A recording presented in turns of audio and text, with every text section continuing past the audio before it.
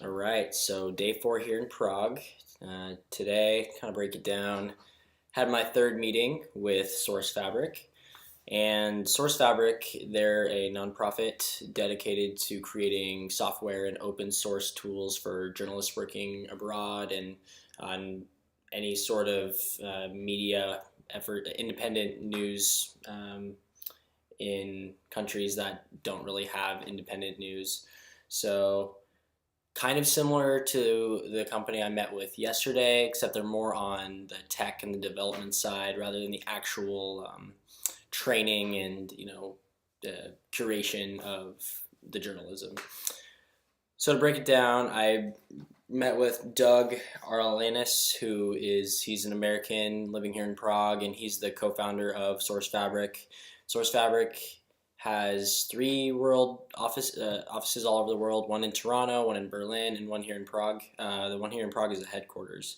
Then I also met with Veronica Disisova, and she's the director of strategic partnerships, meaning that she basically gets to travel all over the world and meet with people who are using their softwares and their tools. So both of them, and she's from the Czech Republic. So I kind of got, our meeting started off about 30 minutes of getting to know each other, and they definitely had a lot of insight, and they love to educate, people from outside of the Czech Republic on, what's happening here in the EU regarding, immigration policies, politics here in the Czech, and how they're changing ever so drastically, especially right now since they're having an election.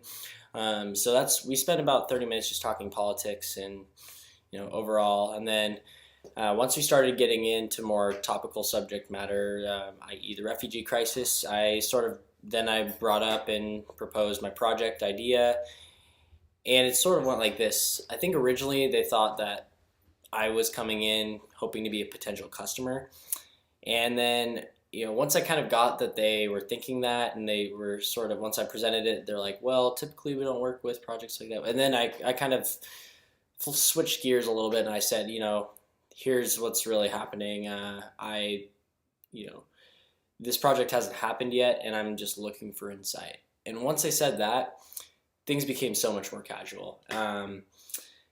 Rather than them, trying to sort of present, like sell me their product, it turned into, what are you like, what's your idea, and like, how are you going to do this, and have you built a budget, have you talked to people in this area, all of this. They've done projects all over the world, including a couple of that have dealt with the refugee crisis directly, and so I kind of broke it down, the structure of it, and sort of the driving force behind it, why I'm passionate about it. Of course, I told them about my background and my passion for photography, and they gave me some very honest, critiques, and overall, it was like the most straightforward that anyone's ever been with me, and it's what I needed to hear. And they're a very innovative company, so and Doug, as the director of innovation, he's always on the cutting edge of what's hot, what's, I mean, in a nonprofit, you have to be as efficient and working at cost minimization 100% of the time. So he sort of applied that train of thought to how could I apply that to my project. And so what I did get out of it is that, he thought that my project was good, but it was a little overcomplicated, and there would be a lot of huge, costly logistical issues, such as the materials I plan on using, cameras, photographic equipment. Yeah, so. And he proposed sort of an idea that I had thought of, but I wasn't super fond of, just because I'm a purist in the sense that I only use cameras for my own work. So when I think teaching photojournalism, I think using cameras. But the reality is that people in the refugee camps, and Doug and Veronica both visited a project that they worked with in a refugee camp in Turkey, and people have iPhones. iPhone cameras, I guess this is sort of a no-brainer, but iPhone cameras are just as good as a lot of the average DSLRs. So I think I was kind of, I kind of have to go back to the drawing board in terms of, what my technology could be. And overall, I'm glad that they brought that up because, I think that could also be huge in reducing, my main, input costs and startup costs, and reducing the need to rely on, grants from a camera company or photographic services company. And so that was definitely an interesting point brought up.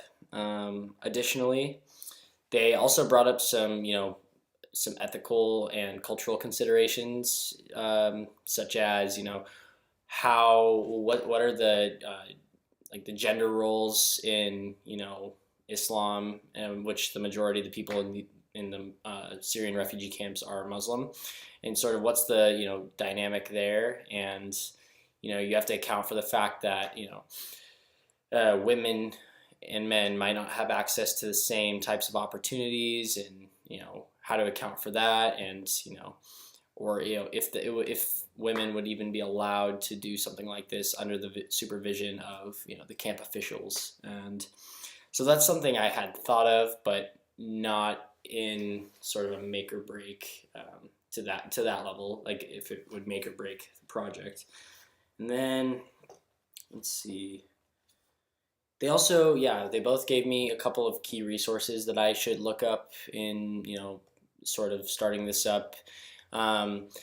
Doug brought up the concept of design thinking, which I think, I have heard numerous times in different classes throughout my UP education. And I think I want to go back to the drawing board and sort of take more of a minimalist approach to this. Using design thinking and, perhaps thinking more on the side of mobile. And and then another huge thing is that originally I have built into my proposition that this program would be centrally hosted on a website or blog that is has both the student side and the administrator side.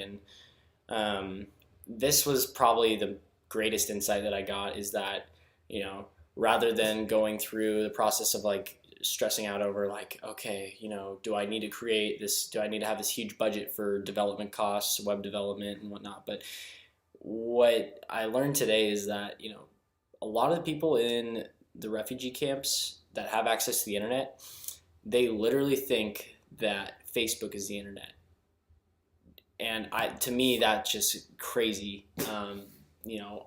That's their only way of communicating with people back in their home countries, and it's where they get their news from. So and they said that from personal experience, most people see Facebook as Google or Yahoo or whatever, and that's it. So maybe rather than going the route of going through and I still think a website and a centrally hosted platform would be a good idea, just because I think that would look nice, more official. But I overall think that hosting it through perhaps a second party app or third party app through Facebook would be possibly a more effective way of reaching and decreasing or reducing the barrier of communication for the people that could potentially be using this program or participating in this program. So overall, I got some really great feedback, and they brought up a lot of points that I perhaps overlooked or underestimated, the magnitude and the impact they could have on the success of this project. But overall, this was definitely the best meeting. I think it's weird. All three of my meetings were all extremely different. This one was the most formal, I think, in as far as giving constructive feedback. And there's more, I just had more structure to it rather than the first two. They were more casual and just kind of shooting the shit a little bit. But overall, that kind of wraps up my individual meetings I had set up here. And so now I'm just sort of going to reflect on it and do some group meetings in my time remaining here. So that's about it for day 4. Signing off.